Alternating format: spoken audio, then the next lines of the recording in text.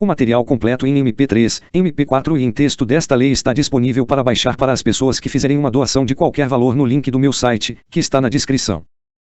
Capítulo 15. Do recurso administrativo e da revisão. Artigo 56.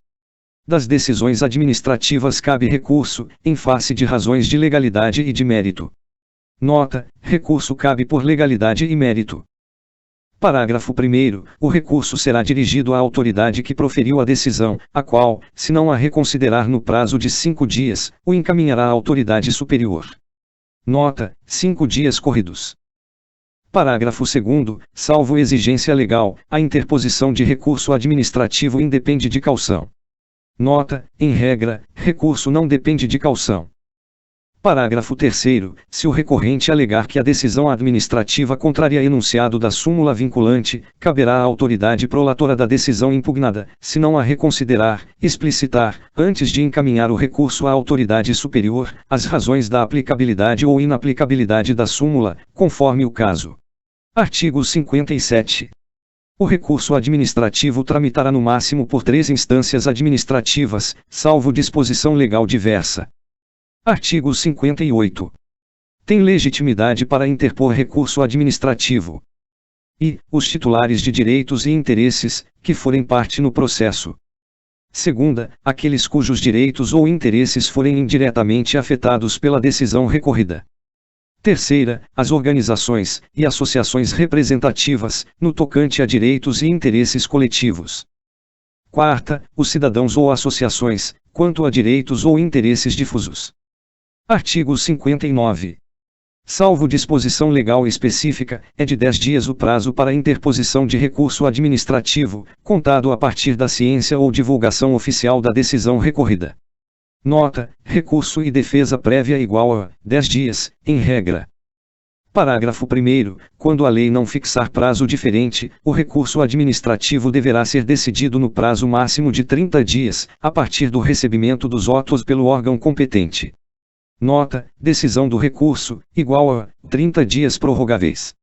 E 5 para reconsiderar. Parágrafo 2º. O prazo mencionado no parágrafo anterior poderá ser prorrogado por igual período, ante justificativa explícita. Artigo 60. O recurso interpõe-se por meio de requerimento, no qual o recorrente deverá expor os fundamentos do pedido de reexame, podendo juntar os documentos que julgar convenientes. Artigo 61. Salvo disposição legal em contrário, o recurso não tem efeito suspensivo. Nota: em regra, recurso não suspende. Parágrafo único.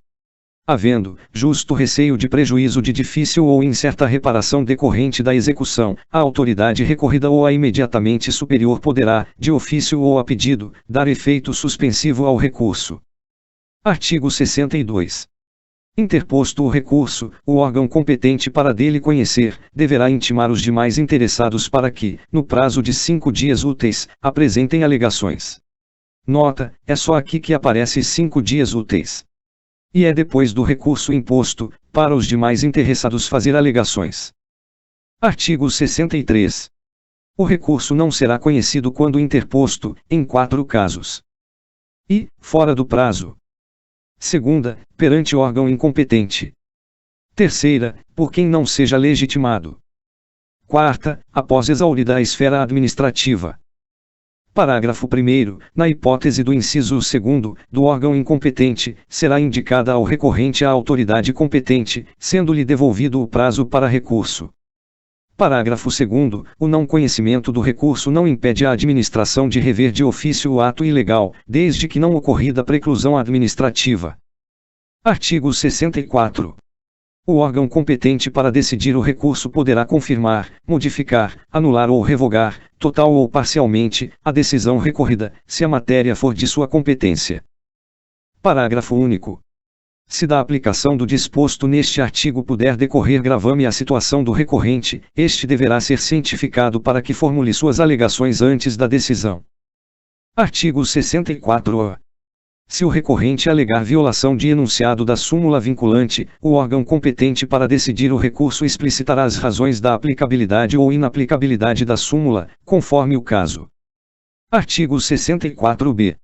Acolhida pelo Supremo Tribunal Federal, a reclamação fundada em violação de enunciado da súmula vinculante, dar-se-á ciência à autoridade prolatora e ao órgão competente para o julgamento do recurso, que deverão adequar as futuras decisões administrativas em casos semelhantes, sob pena de responsabilização pessoal nas esferas civil, administrativa e penal. Artigo 65. Os processos administrativos de que resultem sanções poderão ser revistos, a qualquer tempo, a pedido ou de ofício, quando surgirem fatos novos ou circunstâncias relevantes suscetíveis de justificar a inadequação da sanção aplicada. Parágrafo único. Da revisão do processo não poderá resultar agravamento da sanção. Capítulo 16. Dos prazos. Artigo 66.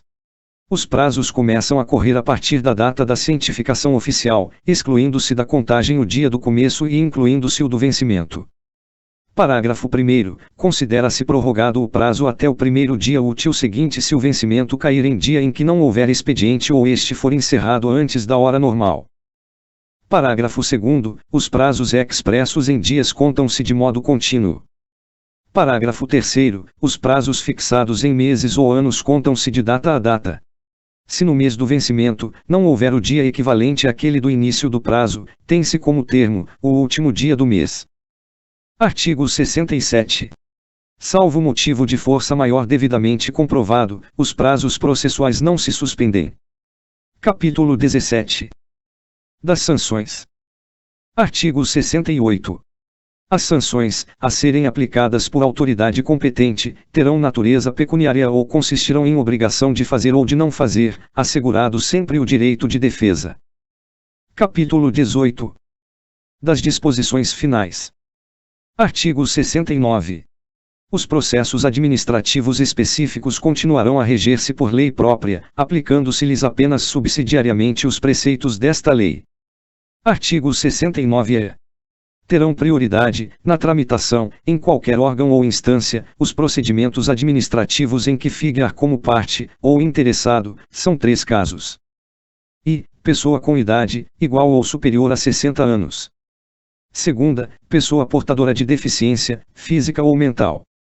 Quarta, pessoa portadora de tuberculose ativa, esclerose múltipla, neoplasia maligna, hanseníase, paralisia irreversível e incapacitante, cardiopatia grave, doença de Parkinson, espondiloartrose anquilosante, nefropatia grave, hepatopatia grave, estados avançados da doença de Paget, osteite deformante, contaminação por radiação, síndrome de imunodeficiência adquirida, ou outra doença grave, com base em conclusão da medicina especializada, mesmo que a doença tenha sido contraída após o início do processo. Parágrafo 1º. A pessoa interessada na obtenção do benefício, da prioridade, juntando prova de sua condição, deverá requerê-lo à autoridade administrativa competente, que determinará as providências a serem cumpridas. Parágrafo 2º. Deferida a prioridade, os autos receberão identificação própria, que evidencie o regime de tramitação prioritária. Art. 70. Esta lei entra em vigor na data de sua publicação. Caso este material não seja um dos completamente gratuitos, acesse o link do site na descrição abaixo para mais informações. Se gostou dessa forma diferenciada de se ler leis, deixe seu like, se inscreva no canal e ative o sininho para acompanhar minhas novas postagens. Também não deixe de compartilhar para aquele seu colega concurseiro que você quer que tenha sucesso. Obrigado por ter assistido.